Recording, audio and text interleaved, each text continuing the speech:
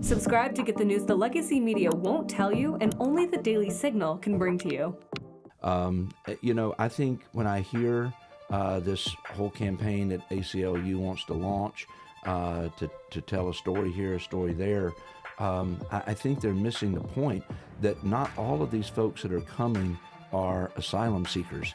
And if you really were compassionate and really believed in the asylum program, you would not just be trying to push this Biden administration's process along the way, because what you do is you mess it up. Well, I'm so honored today to welcome to the Daily Signal podcast for the very first time Congressman Mark Harris of North Carolina. Congressman, thanks for being with us today. Well, thank you so much for having me. It's really an honor and privilege to be here. Well, you are no stranger necessarily to Capitol Hill because you worked for the Family Research Council and you have a passion for bringing about change in politics, but you have just been elected and then sworn in as a member of Congress here in Washington, D.C. I would love to hear from you why you chose, first off, to run. Running for Congress is not for the faint of heart, and certainly being in Congress is really not for the faint of heart. What drew you to say, I actually need to run for public office in my state? Well, a lot of it kind of goes back to probably 2011, 2012. I was serving as pastor of First Baptist Church, Charlotte. I was about to be elected as president of the North Carolina Baptist State Convention, which is a network of over 4,200 churches across North Carolina, when a lady by the name of Tammy Fitzgerald made an appointment and came to visit with me. And Tammy leads a ministry called North Carolina Values Coalition in North Carolina. And she came and sat down with me and explained to me about a bill that was a marriage amendment that was going to make that a constitutional amendment, that marriage would be defined as between a man and a woman. And this was in late 2011, and the legislature had just made a decision to put it on the ballot. So she came, she met with me, she shared this with me, and she said, Mark, you're about to be elected president of the North Carolina Baptist Convention. And she said, quite honestly, the Obama administration and all of these others are going to be spending an awful lot of money to try to stop this in North Carolina. And if we don't have a great grassroots organization that's ready to do it, and she said, with your role and your leadership, I think it's critical. And, that was kind of the first time anybody had enlisted me to step into that role. And to be honest, I told her I would pray about it. I would get back with her. Later that afternoon, just personally, I was reading through, preparing for a Wednesday night Bible study I was going to be doing in the book of Nehemiah, of all places. And I ran across a passage there in chapter 2, verse 17 and 18 that had a vast impact on me. So as a result of that, I became one of the founding members of the Vote for Marriage NC, traveled around the state in late 2011 and 2012, leading up to that vote in May of 2012. And through that process, met Tony Perkins, and we became fast friends. And he had invited me to come and speak at a Watchman on the Wall program they did for about 500 pastors that had come in. And I was invited to speak for 30 minutes at a luncheon, but I was there for 3 days. And I often tell folks those 3 days impacted my life. I came away no longer comfortable just operating within the ivory tower. I came away understanding the responsibility of pastors and clergy to be strong voices. I learned about the role that clergy played in the Revolutionary War. Probably things that may have been taught to me when I was younger. I like to think they were, and maybe I wasn't paying attention that day. Fun fact that a lot of folks don't realize that the gunpowder during the Revolutionary War most of the time was stashed in the churches in the colonies. Wow. And those things just left me with a sense of call, I felt like, as I got back home and tried to process all of that I needed to be engaged. And so I got engaged. I ran for office. I came up short in my first run. Then I ran for Congress. Then I lost by 134 votes in that first run for Congress. And then there's just a whole series of things that took place. But by the grace of God, when Dan Bishop, who has been in this seat, just a stalwart member of Congress, when Dan called me last summer and told me he was going to run for Attorney General, and his words to me, if you still have the stomach for this, he said, I think you would make a great candidate. And my wife and I prayed about it, and by the grace of God, we got through a very tough primary, won the general election with nearly 60%, And here we are. Here we are. Wow. Here we are. Well, it's been just over a week, about a week, since you officially became a member of Congress. And on Tuesday, you had the opportunity to vote for your very first piece of federal legislation in the House.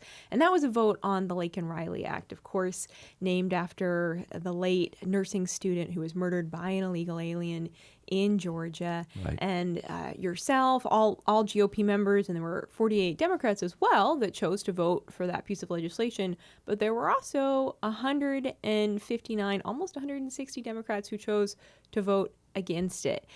Immigration has been obviously a very contentious issue. This bill is pretty straightforward because it says that ICE should arrest and detain illegal aliens who have been charged with theft, and it also gives states the authority to sue federal officials who are not following immigration law. So pretty basic. Sure. Why do you think, though, that there's still so much contention around an issue that is something like this, a bill that is quite straightforward? Why would so many Democrats still choose to vote against it, do you think? Well, I kind of gave up a while ago trying to get inside the head of those that take votes such as that. But I don't understand it. Yeah. I think those of us who understand the importance of law and order, that understand the importance that if you don't have a secure border, you don't have a country. I mean, if we just open up our borders for folks to come and go at will, we're in a serious, serious place. So I did have the privilege. In fact, that bill provided me the opportunity. I'm on the Judiciary Committee, and they had invited me to actually speak on that bill. So I had an opportunity to do my first floor speech during the debate. And one of the points that I made there is this is a situation where we have an opportunity as the 119th Congress to not depend on whether or not there is a Republican in the White House in order to do the right thing. This administration has thrown open our borders. It is an extremely dangerous situation. I feel like codifying, putting this law in place is going to help us deal with the fact that, I mean, if you just look at the 55,000 criminals that have been caught at the border. And if you look at 21, 22, 23, and 24, you look at over 10,000 in 21, over 12,000 in 22, over 15,000 in 23, and over 17,000 in 24, actually are real numbers of criminals that were detained at the border. That doesn't count the 1.8 million of getaways that we didn't even catch or could identify. Yeah. And these are folks that, they're not, they always try to use the asylum stories to try to say that this is an issue that we need to be more compassionate. This is an issue of law and order. I feel like I came to Washington because I kind of see the big picture, and I think it's important that we start looking at the big picture. You can always find stories here or there on either side to back up the point that you're trying to make. However, when we look at the big picture of border security and what a national security issue that is, we've got to be consistent. Consistency. We need more of that on Capitol Hill. Absolutely. On all issues. Those were the three words, honestly, that when God moved in my heart to run, is I recognized that what was lacking in leadership in our nation was that we have people of character, consistency, and courage. And I prayed many times, quite honestly, Lord, if you're going to place me there, I want you to make me that man. I want you to make me a man of character, consistency, and courage, and live that out in the time that I serve. Really powerful prayer to pray. I think it's interesting, both given obviously your passion for these issues, for law and order, but also given your experience and your history as a pastor.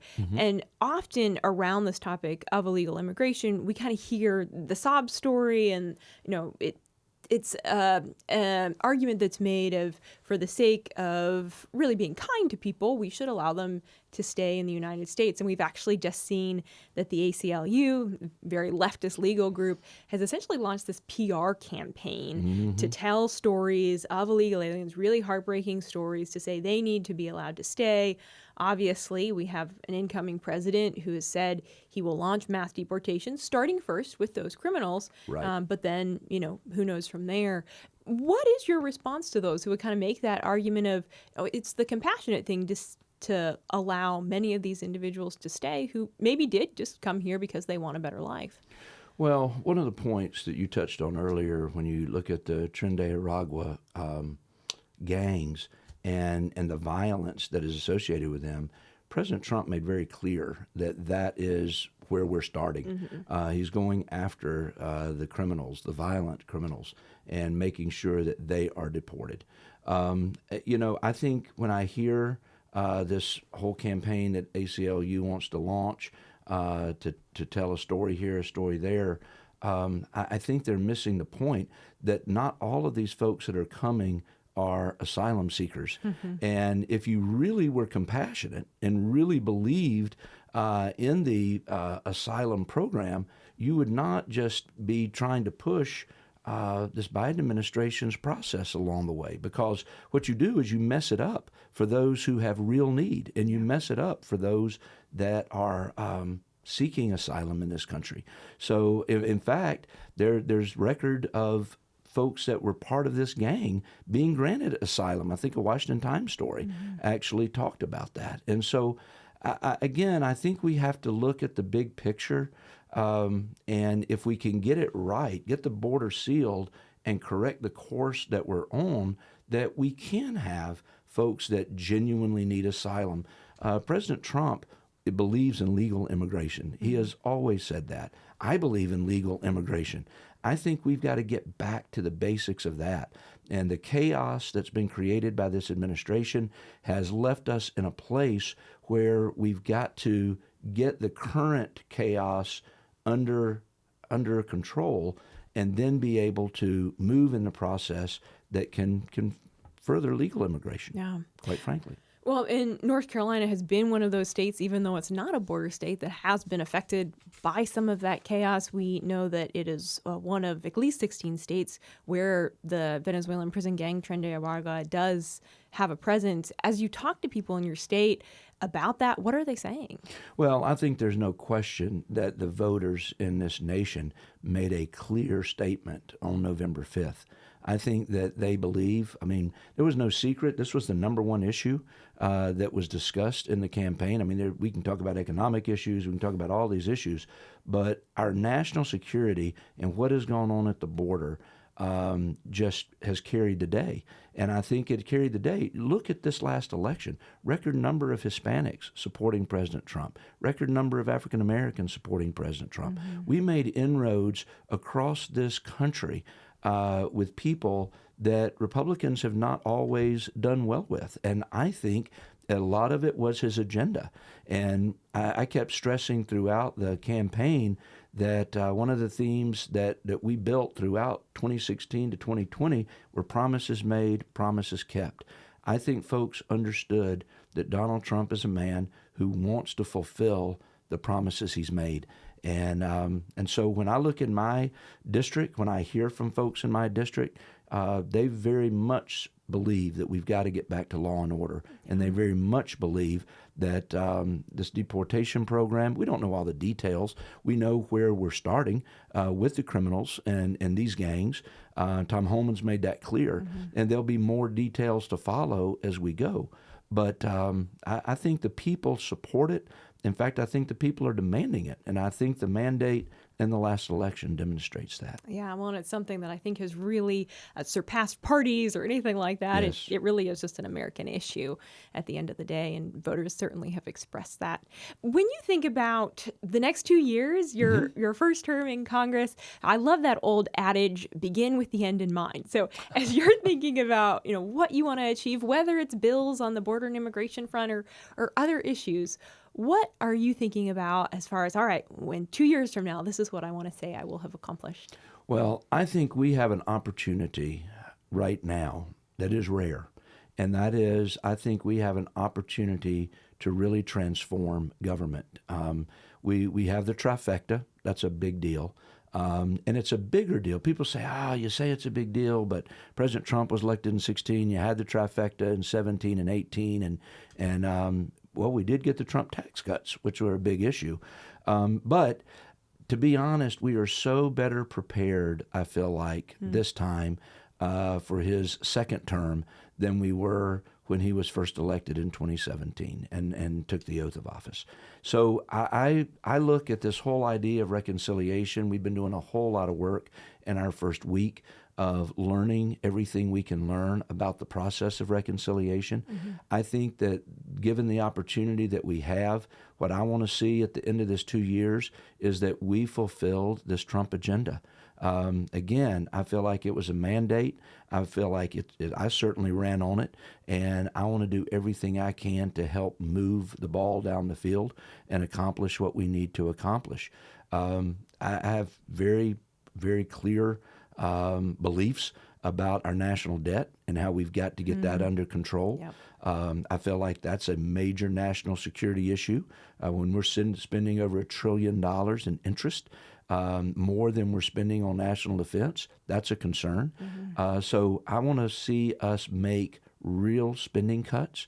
I want to see us get to a place. Now, I'm not saying it's going to be easy, but I'm saying I want to see us get to where we need to be. And I think given the opportunity of a majority in the Senate, slim majority as it is in the House, and with President Trump, who is a proven strong leader in the White House, I think we have an opportunity to make this a generational transformation in the government. Yeah. On that national debt issue, I think that's one that so many Americans are really worried about, because you can look up the calculator and you watch it ticking up and up and up. But also, we know it requires hard choices, and it's not always popular when you start talking about cutting certain programs or this or that. Are there certain strategies that you would propose, or conversations that you maybe even have had with colleagues of, hey, these are maybe some practical things that we could do to start moving in that direction of getting that national debt tackled? Well, I think there's a number of things. When I ran for this office, one of the things that I made it very clear was that you're not going to get the spending cuts that you need by a nickel here and a dime there. I firmly believe that we've got to look at really shutting down some departments if we're able to get to that point. Yeah. That obviously is not going to be a part of reconciliation. But I do think that all of us believe that education, the Department of Education here federally, needs to be reined in, if not shut down.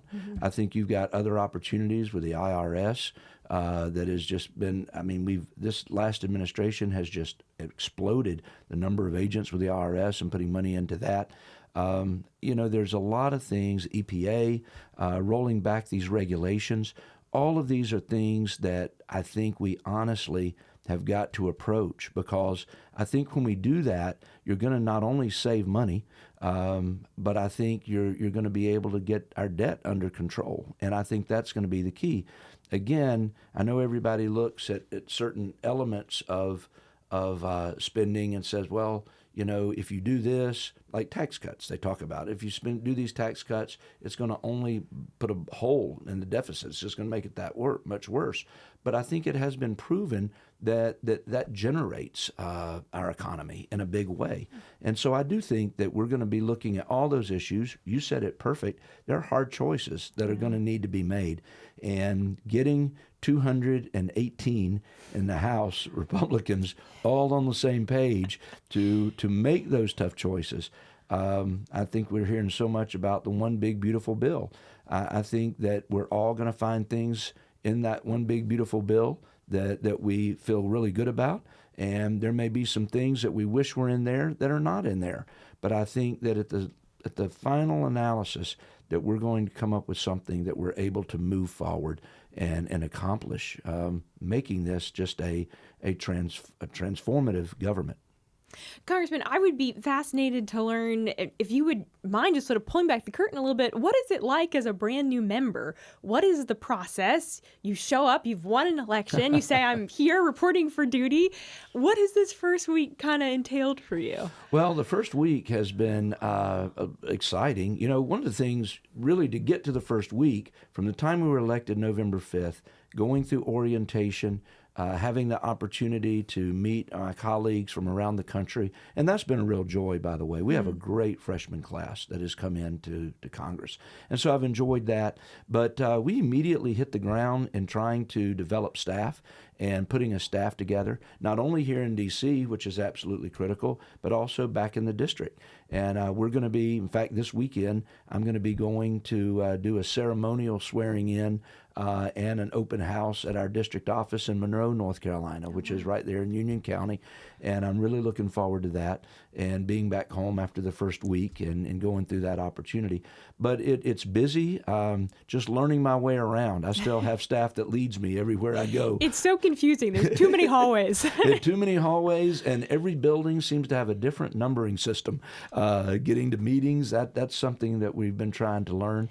Going over to the Capitol, it's also been a unique week in that we've had the passing of President Carter and having him in the rotunda lying in repose for the last couple of days and seeing all of the folks. That was fascinating that have come in line to stand in line to pay their respects to him has been fascinating as well. So it's been a unique week.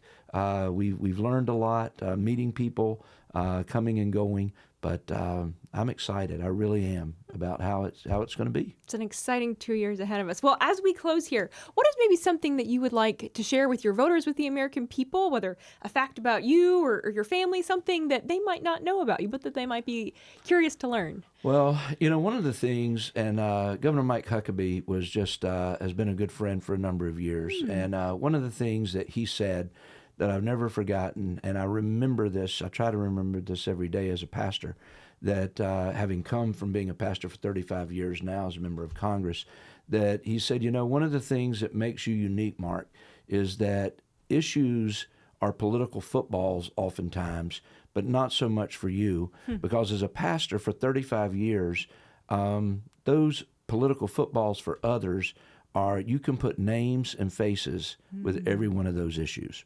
I know what it's like to sit down with a young girl who's just taken a pregnancy test and found out that she's pregnant, and she's trying to decide what to do. And being able to connect her with a pregnancy resource center and being able to get her the help that she has, being able to sit down with her parents and walk through the process she's been through. Sitting down at the table with a couple who the husband just found out he lost his job that day and trying to figure out how they're going to make ends meet. So all of those issues, even dealing with people that with the border situation, dealing with folks that operate farms, and you have folks that have come that are looking for work, and those that are coming legally and are using the programs we have and making sure those are maintained and protected.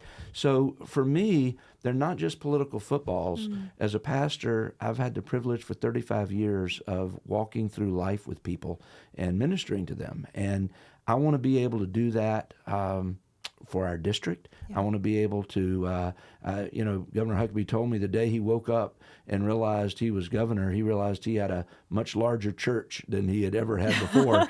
and I thought, what a great way to approach it, that you feel that responsibility for the people that you represent, and you want to do a good job, and you understand that this is an honor and a sacred privilege that has been shared and placed upon me to serve in the 119th Congress, and I want to do it to the best of my ability.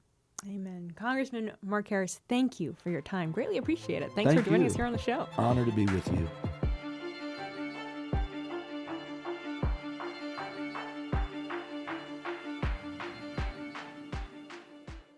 Subscribe to get the news the legacy media won't tell you and only the Daily Signal can bring to you.